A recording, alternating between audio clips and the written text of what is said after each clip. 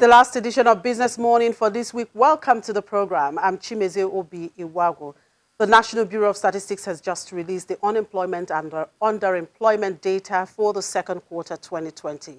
The report comes 2 years after the last one was released in 2018. The report shows the unemployment rate in the second quarter 2020 was 27.1%, up from the 23.1% recorded in the third quarter of 2018. The underemployment rate increased from 20.1% in the third quarter 2018 to 28.6% in the second quarter of 2020.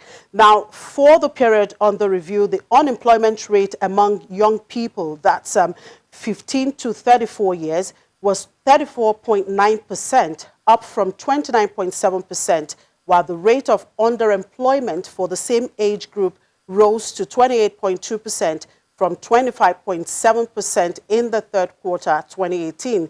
These rates were the highest when compared to other age groupings. And the number of persons in the economically active or working age population, that's between 15 to 64 years of age during the reference period of the survey, the second quarter 2020 was 116.87 million.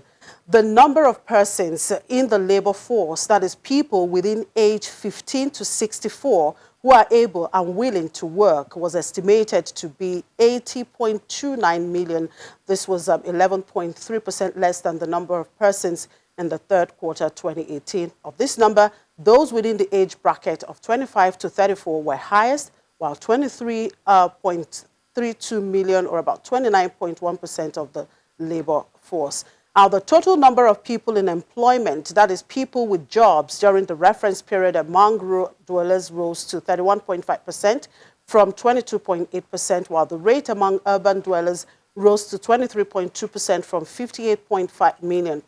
Of this number, 35.58 million were full-time employed, that is worked 40 plus hours per week, while 22.94 were underemployed, that is working between 20 to 29 hours per week. Now, let's look at states now. Imo State reported the highest rate of unemployment with 48.7%, followed by Akwa Ibom State and Rivers State with 45.2% and 43.7% respectively. Now, the state with the lowest rate was Anambra State in the southeast with 13.1%. Our total number of 2.73 million did not do any work in the last 7 days preceding the survey due to the lockdown, but had secured jobs to return to after the lockdown. For underemployment, the state which recorded the highest rate was Zamfara with 43.7%, while Anambra State recorded the lowest underemployment rate. Okay, joining me now to speak to this latest data is the Chief Executive Officer of CFG Advisory, Mr. Tilewa Adebajo. Good morning, Mr. Adebajo. Thank you for joining us. Good morning, Chimeze. How are you this morning? Very well, thank you. Well, 27.1%, that's the rate of unemployment rate for the second quarter of 2020. And of course, unemployment rate among young people rose to 34.9%. Is this in line with your expectations considering the effect of the COVID-19 pandemic? Not exactly. I think we haven't really factored in the COVID effect into this data. But I think what is important that we have to do before we start this analysis, Chimeze, is that we need to qualify this information because you will realize from the data you've just analyzed that the results from fourth quarter 2019 to first quarter 2020 is missing. So we have a significant portion of the data which is not available. And as you rightly said before, we started this, you started in your excellent analysis for the beginning of this program. The last time this exercise was carried out was what, 2 years ago? Mm-hmm. So there are a lot of gaps that we see in this. And in terms of looking at this information, I think it's important that we qualify this and we say this very quickly. So what we have to do right now, we need to extrapolate this information to begin to realize its impact. Yes, we're saying with what I get from this is that a population of 180 million people, only 58 million people are working. And out of the 58 million people that are working, as you mentioned, the underemployment rate, 22 million of this 58 million is unemployed, underemployed. Now, so when you take a look at this and you drill down further, they're saying that the economically active people are at about 100 million. So what you're saying is that the informal sector, or people that are economically active, but they're not capturing their full impact, is probably about 40 million people. Yes, as you've seen and as you rightly mentioned, 27% unemployment. And of course, if you take a look at drill down to the youth segment, which is most critical, where the biggest numbers are, 35% of our youth are unemployed. And it's not an accident that you're seeing the issues among the youth, where you're looking at rising crime level, cybercrime activities. You're taking a look at drugs, increase in drug use. You're taking a look at the social problems in terms of rape, assault, and significant amount of drug use on the increase in the country. This 35%, the effect of that is what you're seeing. But yes, these numbers are real. But I think that if you take a look at the COVID effect on these numbers will be significantly more than what we're seeing. All right, let's look at the time frame it took for them to come up with this data. Why do you think it took this long to, release another unemployment rate? Well, that is the significant question you need to ask, because statistical sampling is something that you do regularly. They're able to come out with basic economic data, GDP numbers, and so there is a structure in place. So I really cannot answer that question. But I think when we have this discussion, I think we will have to probably pose that question to the people at the National Bureau of Statistics, who, by the way, are doing an excellent job with giving us very good, accurate, and reliable information. But that is why I said we need to qualify this report to let you know that it's not. This is the first time we're seeing this in 2 years, and the fact that the fourth quarter 2019 to first quarter 2020 is absent. So we need to see the impact of that. Now, while unemployment rates seem to be going up, the price of oil is coming down. There is an inverse relationship, obviously. What does that tell us? Well, the key factors now is that you need to now take a look at the impact of this indices, because this is a key economic indicator of economic activity and especially well-being. Unfortunately, for most central banks in the world now, unemployment is also a number that they've been asked to manage, to measure, and to try to see how they can make an impact. But it's not something that is on the radar in Nigeria. It is not something that we like to talk about. We always talk about job creation. We're going to create 20 million jobs. We're going to create 40 million jobs. You have all these social empowerment programs. You have all these job creation programs that you all hear about. But at the end of the day, what tends to happen is that you have a situation whereby the issues around this are quite difficult in terms of what needs to be done and how all these things need to be sorted out. So these are the difficulties that you face when it comes to a lot of all these issues. All right, talking about, of course, some of the job creation measures that the federal government seem to be coming up with, the latest being the Youth Bank, about 75 billion naira investment fund. Is that enough, really, to curb the level of unemployment rate we have in Nigeria? Well, you're right. There are a lot of initiatives in government and power to be able to address this issue of unemployment. But I think we need to sit back now and begin to ask ourselves a question. How effective is all this information? How effective is this data? And these are the things that we need to look at and to see how we can support effectively. And these are the challenges that we have going forward. So I think it is important right now that the government take a look at all their programs and review that and to begin to make an impact. You see, this issue of the economy growing at 1.2% or 2%, it becomes very critical. So the whole argument about GDP growth in the economy, you can now begin to see the impact. If your economy is only growing at 2% and your population is growing at 3.5%, this is the sort of impact that you see. And this is the sort of challenges and the problems that you have going forward. Is there a correlation between Nigeria's unemployment rate and the population growth? Definitely. If you take a look at, if you take your population is growing at 3.5% per annum. So if you focus on your population growing at 3.5% per annum, you know how many graduates are coming out of school every year.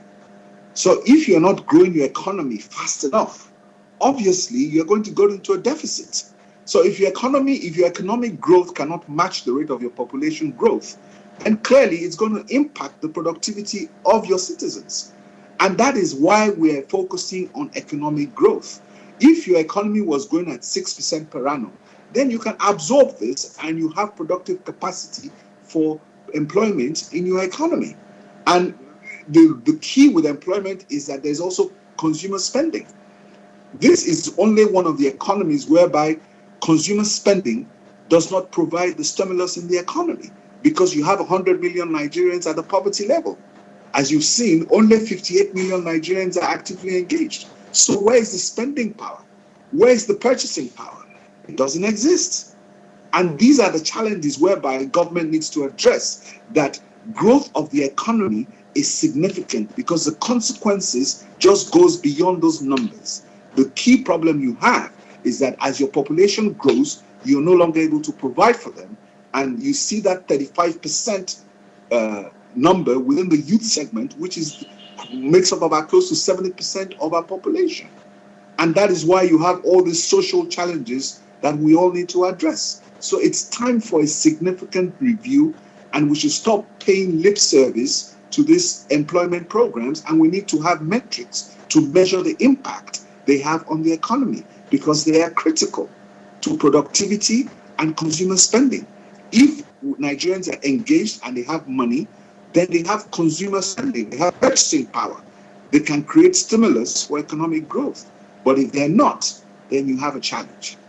Now, let's look at the states that have the highest unemployment rate. Imo State, Akwa Ibom, Rivers State, mostly oil-producing state. I mean, what do you think about this? Look, Chimeze, when I saw this data this morning, that was the most shocking to me. Akwa Ibom, 45% unemployment rate. Rivers State, 43%. Delta, 30%. Lagos State, for instance, has maybe unemployment of 20%. Kebbi State, low at about 16%. And Anambra, I think Anambra State, only 13%. It's so shocking that the oil-producing states that have probably the highest resource control allocations, some very high levels of internally generated revenues, are the ones that have the highest level of unemployment. That correlation for me is totally mind-boggling. And, we really need to drill down to understand what causes these distortions, but there's significant inefficiencies in those areas. If I was the governors of any of these states, I would want to question this data and understand what the significance is, because to be honest with you, I cannot explain it.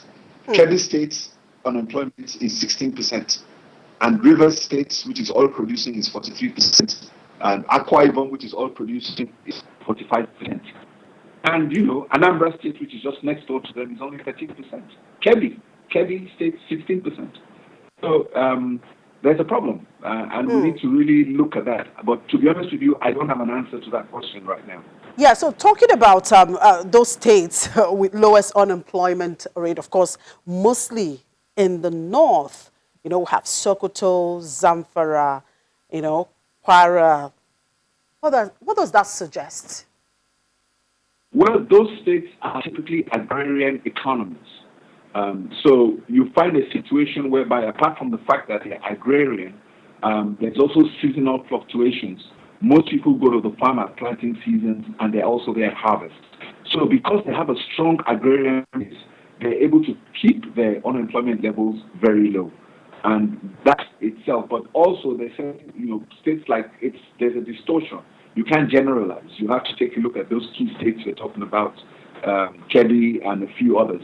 But there are other states there like Kano and Kaduna that also have unemployment rates that are close to the national average and are more. So you can't really generalize, but because you have a strong area base, the rates of unemployment tends to be lower and more seasonal. During the harvest time and during the planting season, a lot more people are engaged in agriculture, and there are a lot of seasonal fluctuations in the north. So depending on the time you capture it, then you can understand better what happens. Now, do you think migration has anything to do with this? Oh, definitely. I mean, you know that even in the urban centers like Lagos, most of the northern workers who are here, you always find the fact that during harvest and during planting season, they're always taking off their breaks to go home and help with that activity. And then they come back to Lagos and they begin to take their jobs here.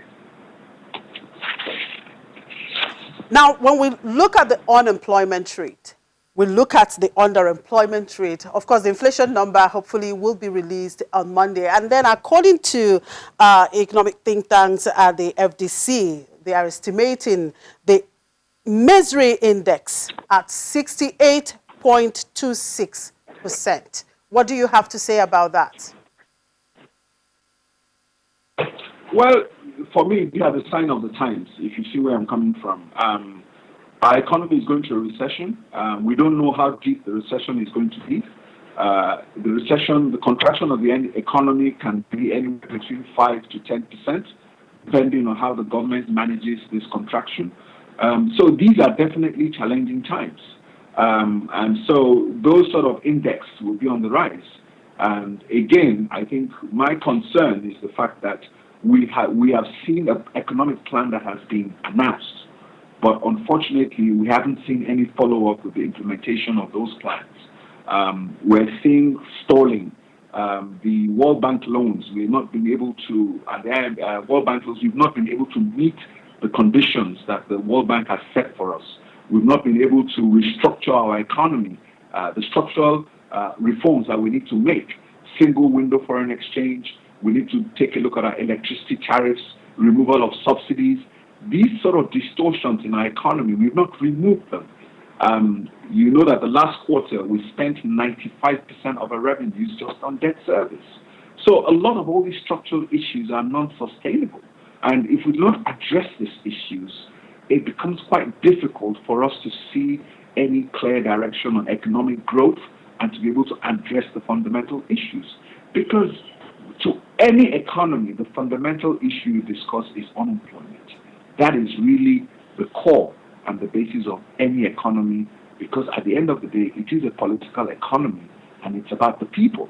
And you need to get people engaged and you need to get people empowered, and people have to have economic activity to be able to earn a decent living and contribute meaningfully to the country's development. Now, do you think this is a data the Monetary Policy Committee should probably, consider in its next decision-making meeting? Yes, it is important. Like I said earlier, all central banks in the world, most central banks in the world, unemployment numbers are a significant KPI for them, a key performance indicator. They need to understand unemployment and they need to put in policies that can drive employment on that. And the key driver to unemployment is growth. So if our economy was growing at 6.5% per annum, we will not have 100 million people in poverty. So if you grow your economy to the optimal levels, then you wouldn't have a problem. So as far as I am concerned, and from my own experience, the key driver to any economy is growth. If you can sustain your growth, then it's 6.5%. We've done 8.5% growth in Nigeria before. When Nigeria's economy was growing at 8.5%, inflation rate was 11%. At that point in time, unemployment rates were significantly low. We didn't have 100 million people in poverty. We had an emerging middle class. Banks were beginning to give out consumer loans. You could get a loan to buy a car, to buy electronic equipment. You could get mortgages. These are the sort of drivers that we need to be able to, things we need to do to be able to challenge our economy. So these are the things that you need to talk about, and we begin to see exactly how things are going. growth is significant. Growth is really the key. If our economy is growing at 2% and our population is growing at 3.5%, we're going to constantly see these results. It's as simple and basic as that. So if we don't get it, growth is the key, period. All right, we'll continue to talk about this, and hopefully things might probably get better. Thank you very much, Mr. Adebajo, for your time. Thank you very much, and have a lovely weekend. Thank you. Same to you. Otilewa Adebajo is the Chief Executive Officer, CFG Advisory. We take a break, and when we come back, we still talk about the KAMA law, but this time as it relates to the capital market. Do stay with us.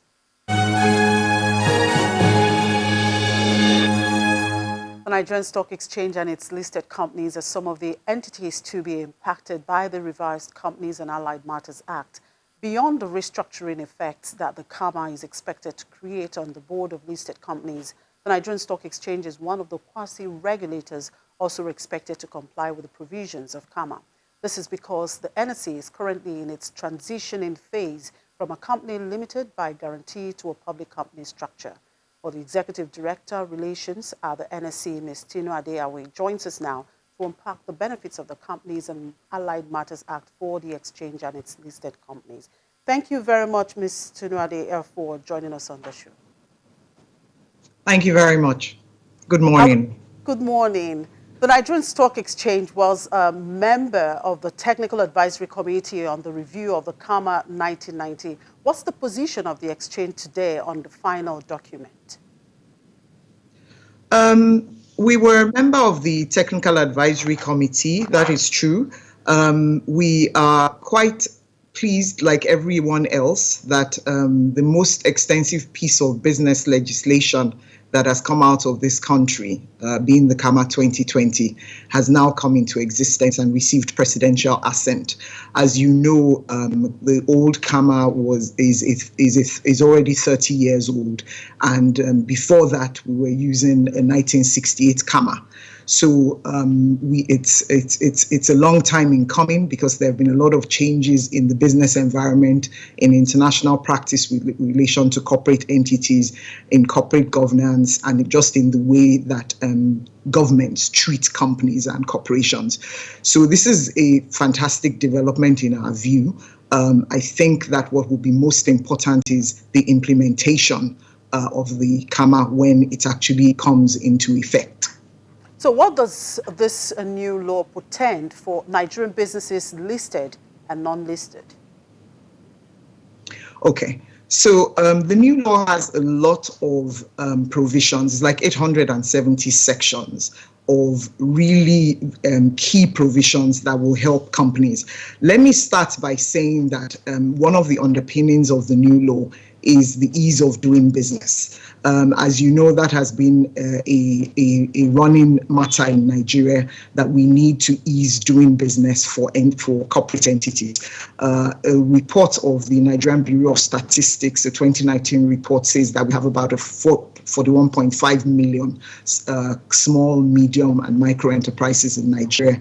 And a Smedan report in the same year talks about how these companies provide about 48% of the GDP.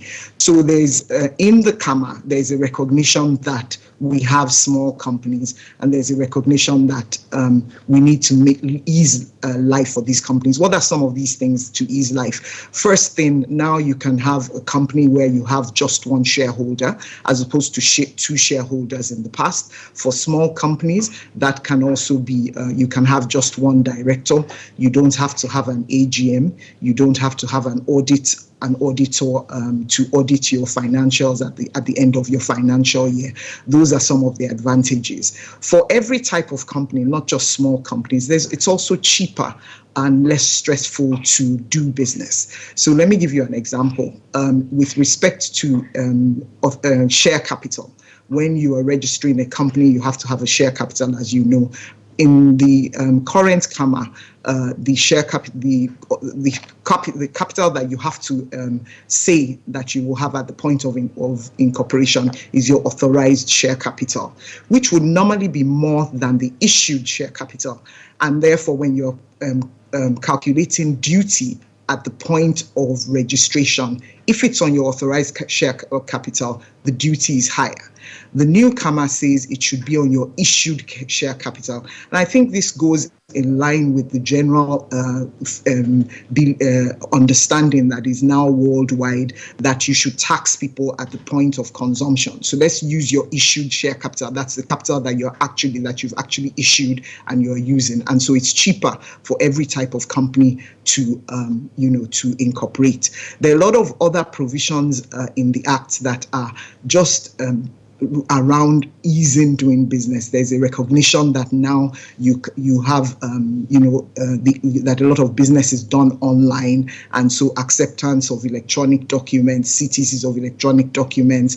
You don't have to bother yourself going to always filing physical documents. If we go on from ease of doing business very briefly onto corporate governance, there's also a lot of provisions in the Act that now address key issues of corporate governance that have developed between 1990 and today. I'll give you some examples. You now have the fact that if you're a public company, you have to have 3 independent directors. Now, all the companies that are listed on the exchange are public companies. And it also says that if before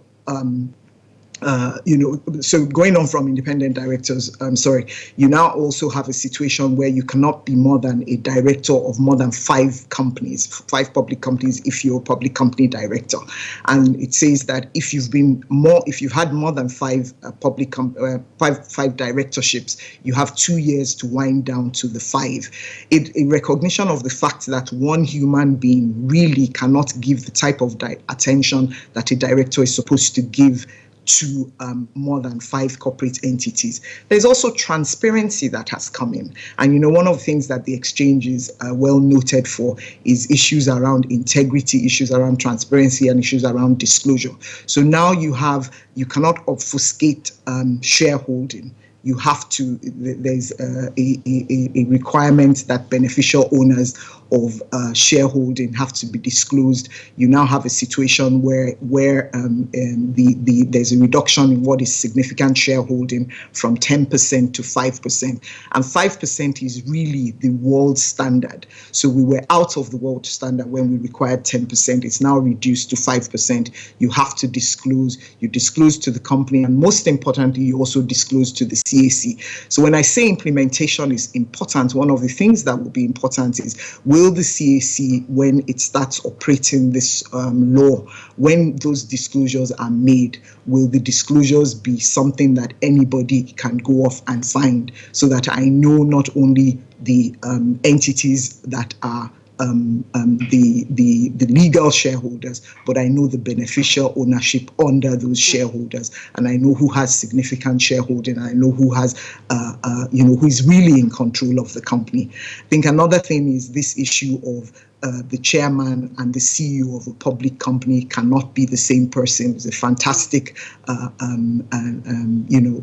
matter whose time has really come and is the practice in other jurisdictions. But to have it directly in our law is, I think, a very good thing. So these are just some of the general things in the Act.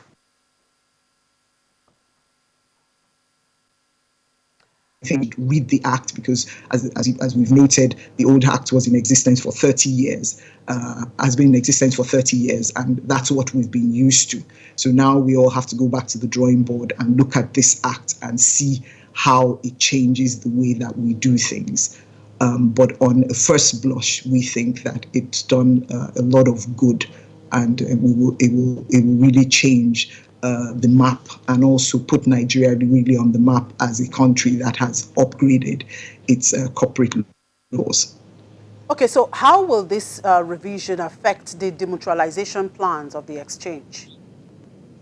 Okay, so this revision doesn't necessarily affect the demutualization plans of the exchange directly in a very direct fashion. As you know, we have a Nigerian Stock Exchange Demutualization Act that provides the legal basis for us to demutualize, and we have pursued and been pursuing the terms of that act, as well as the demutualization rules of our regulator, the Securities and Exchange Commission, to demutualize.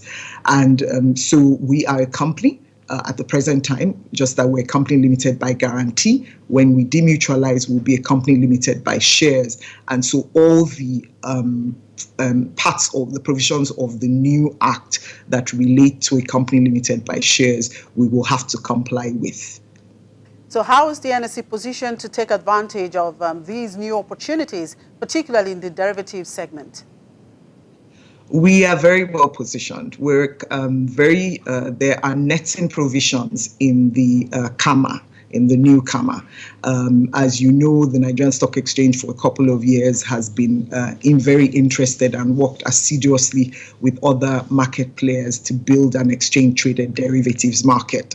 One of the two of the things that an exchange-traded derivatives market needs to have is the netting provisions. These are the provisions that ensure that the financial markets and the financial market infrastructure, the central the central counterparty, that there's certainty in settlement for derivatives trades. And basically, what is this? It means that the law now has provisions that ensure that certainty. Those provisions include provisions that will ensure that the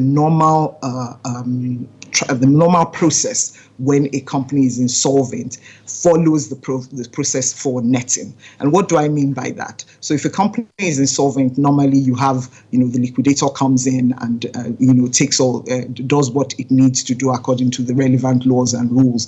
The netting provisions allow the central counterparty, that's the CCP, to actually be able to do what it's supposed to do, which is to ensure that even transactions that are in flight, that are in cause when the insolvency occurs, they can continue to settlement without the liquidator, so to speak, interrupting and therefore disrupting the financial market. It's a key provision for the financial market. And we did a study in 2014, 2015 as to whether the Nigerian market was ready for derivatives. That study showed that it was, but that there were two things that were missing. One thing that was missing was the law. Now we have the law. The other thing that was missing was this CCP, the infrastructure. And we've worked for a while with key actors within the financial markets to create a company known as NG Clearing, which will now go through the licensing process to become the CCP. So it's a very exciting time, not only for us, but for the financial market, because derivatives are risk products for the financial markets. They help to de-risk the financial markets. And these provisions and the CCP put Nigeria on the map as a country where exchange-traded derivatives can be recognized, and where folks from all over the globe who are interested in investing in our market can be certain that their trades will settle without, as they would in other countries, without any local peculiarities. And that's very key as a member of the Committee of Financial Nations. All right, thank you very much, Mr. Awe, for sharing your thoughts there with us. Ms. Chinuade Awe is the Executive Director of Regulations at the Nigerian Stock Exchange. Thank you for your time. Thank you very much. And for a quick review of Thursday's equities trading and outlook, we have Temple on board. Well, Temple, I guess it's positive all the way. Well, it was, and thanks to MTN that rose by some 0.84% yesterday, and of course amid of some kind of comeback that we saw on Stanbic IBTC, which was also positive yesterday. Put all that together, we translated to the gains that we saw here yesterday, some 0.38% in terms of what the index is doing. I mean, 2 days ago, the last 2 trading sessions, we heard of the projection that the index of the Nigerian Stock Exchange is going to keep maintaining its 25,000 psychological position, even with the fact that it actually slipped to 24,000 the day before. But yesterday or 2 days ago, we realized that it came back up to 25,000. And of course, it's maintained that level with the equity capitalization also at 13.165 trillion naira. Whether the market will see some profits taken today or not, that's something we'll be asking our guest on the show shortly. Volume of transaction was up by some 26% yesterday. We saw some decline in the value of transaction by some 56% eventually. But if you look at the activity level of the market, banking stocks were up. We got some 3.28% growth on the share price of Fidelity Bank, which is a major bank in the space of retail lending and, of course, SME funding in the market. Stanbic IBTC, as I said earlier, was also positive yesterday in the market. FCMB also jumped by some 2% in the market yesterday. Look at the consumer goods side of the market. We got some interesting numbers there, pushing up the consumer goods space now to 1.46% for the performance yesterday. Unilever was positive yesterday. We got some 0.26% gain there. We also got a flour mill also was positive in the space yesterday. When you put that together, it gives it a positive trend that we saw here. But if you look at the industrial goods side of the market, this is a segment that has actually been dipping lately. We don't know why, but we'll be able to find out much later. Dangote had dipped in the early part of the week, but of course, if you look at yesterday, WAPCO was down, and of course, Boa Cement also declined by some 0.26%, and all that's translated to this decline that we have here. But for the insurance space, Prestige Assurance was positive by 8.something%. Of course, if you look at one more company there, that will be Consolidated Hallmark Insurance, was also up by some 8% plus yesterday. They just concluded their rights issue, and it was 100% subscribed to by investors in the market. And that's when you put together, translated to what we got in this space yesterday, 2.61% for the entire gain for the insurance space, coupled with other gains that we saw in some other companies. Oil and gas was up by some 31 basis points yesterday. O&O was the major contributor, and that's about the only company that actually saw some positive movements in this space yesterday. Energy stocks, nothing to show for at the Adova space.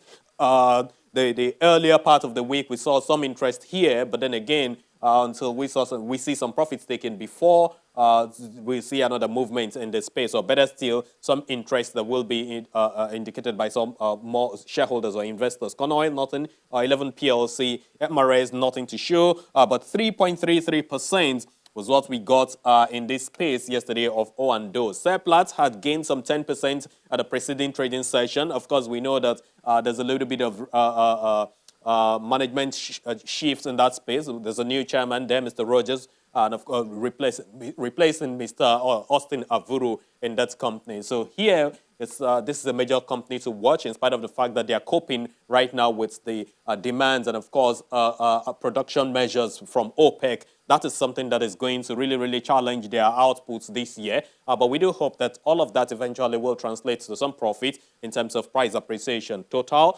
not so much of difference. Eternal PLC, a lot of retail exchange of shares in this space lately, but nothing actually has happened. Japol is a major company that is very active in the energy stock segment of the market. But recently, we haven't seen any difference. We've been seeing some millions of units of its shares being traded. We saw 6.60 million yesterday, but nothing changes in the price. It's still 21 kobo. Sometimes, perhaps before the month runs out, we will be able to see some difference there, some difference in that space. Capital Oil, RAC Unity, no change. Because this is also equity space, let's look at the unlisted securities market as well. There was no change here yesterday. Of course, we know that the NSI, which is the index here, is still at 713.39 in terms of the reading now. That has been growing lately. It's been very interesting. At a point in time, we saw when the market capitalization actually dipped to 518 billion naira. But it's then back up. We've seen some key interest in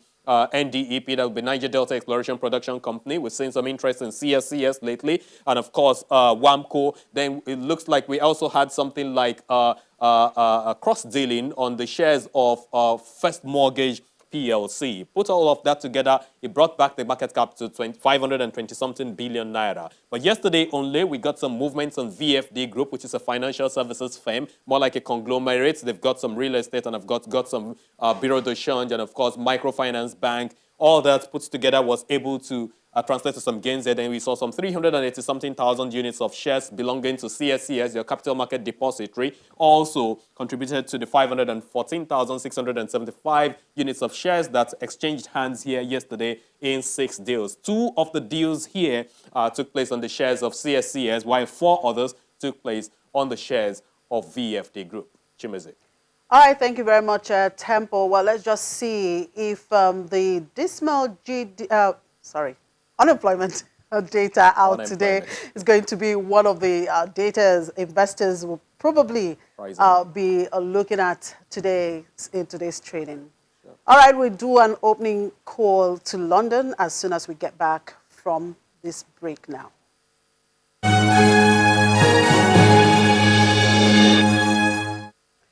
And for update from the streets of London, we have Juliana Olainka. Good morning, Juliana. Well, theatres, soft play centres and music venues are to be given the green light to reopen from Saturday. Now, the Prime Minister Boris Johnson is expected to make an announcement today. Should we expect stiffer penalty for those that go against the COVID-19 rules? Yes, good morning, Chimeze. Yeah, well, the announcement was actually made last night, and there will be stricter enforcement to coincide with the easing of lockdown. I believe this is phase 4, so this includes indoor bowling alleys, cinemas, close contact beauty treatments like eyebrows, and adding eyelash extensions. So once you're able to do all of that from tomorrow, anybody that's seen out and about in Britain, or should I say England, without a face mask will now be fined about £3,200.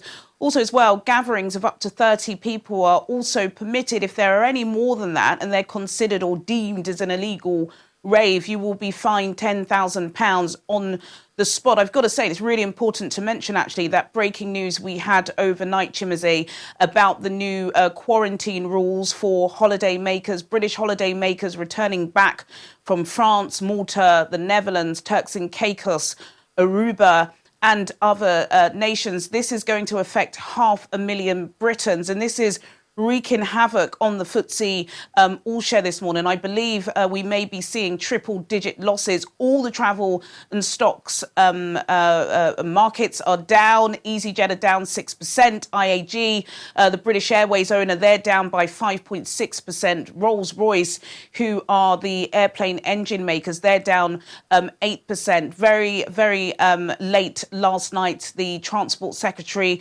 Grant Sharps, did put France on the quarantine list. We had been hearing that this was possibly the case, and it has, completely messed up so many people's holidays. As I said, it affects about 500,000 Brits, more people than it affected during the Spain quarantine, because Spain was on its own, but now there are about 5 or 6 different countries that have been added to this quarantine list. So from tomorrow morning at 4 a.m., if you're coming back from those areas, it's really important to know that you do have to self-isolate for 14 days. And this is causing a major reaction here in Britain, with some tourism bosses saying this has completely been the nail in the coffin for them. Because, of course, over the past 4 months, statistics shown and released by the Office for National Statistics showing just how badly GDP had been crippled here in the UK, 20.4%.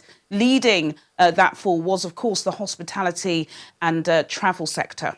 And high street shopping chain New Look wants landlords to accept rents based on the sales stores generate rather than at a prearranged rate. How do they expect this to work? And are landlords ever going to accept this? Well, I believe that the landlords will accept it. New Look, over the past couple of days, they've been going through a really robust financing strategy. And one of those strategies is saying to some landlords that we can't pay you on a proposed date, but we can be paying you on the amount of money that we are earning. It's pretty unique, but according to the reports that I've been reading, it appears as if they may be able to get the green light on this. New Look is a pretty kind of medium cost retail brand here in the UK, pretty popular, was doing quite well before the COVID-19 pandemic Of course, they've struggled since. They've struggled online. They've struggled on the high street. Footfall, I believe, has fallen by about 50%. Their revenue has fallen by about 38%. And they've been speaking to a lot of their financial aids to come to their support. And they've been able to raise, I believe, £40 million worth of cash. And they've also been able to reduce their debts from 500 million to 100 million.